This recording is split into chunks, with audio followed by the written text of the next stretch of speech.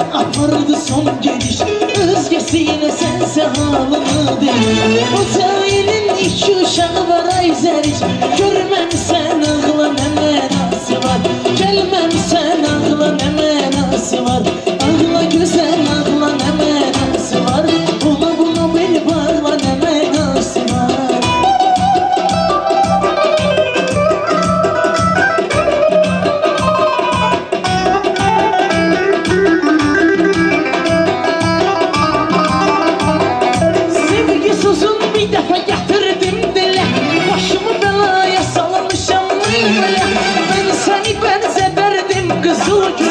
Küsmüşəm o bağla nə mənası var.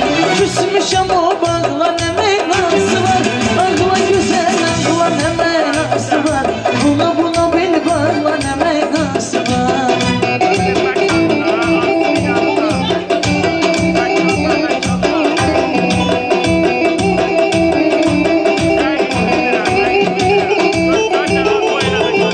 Səndən ötürü əlimi batırdım qana.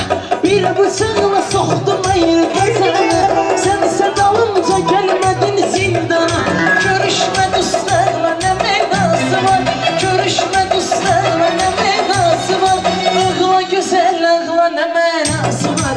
Buna bel bağla nə mənası var. Ağla gözəl ağla nə mənası var. Buna bel bağla nə mənası var. Yine bu güzel yatmamışım. Gün yine doldu, gün yine doldu. Bileydim ki onsuz hayat beni nece yordu, beni nece yordu.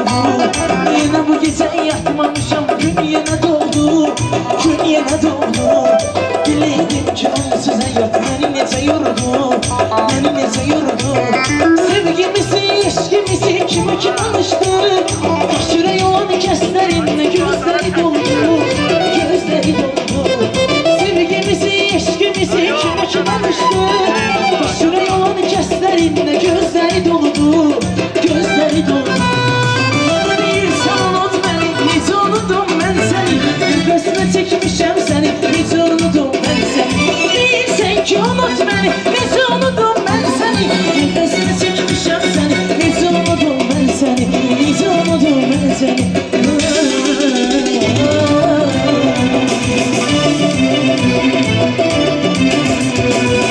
Sanırım kimse üzülsün, gözyaşlarım daha silinsin. Kim tanımır tanısın bilsin. Ama bu sonralı üzerineyim ben.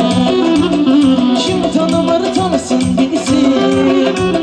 Bu sonralı üzerineyim ben. Ben hiç kime ilişmərəm, zəiflərlə değişmərəm. Mənlə mənə değişmərəm. Bu sonralı üzerineyim ben. Ay ben hiç kime ilişmərəm, zəiflərlə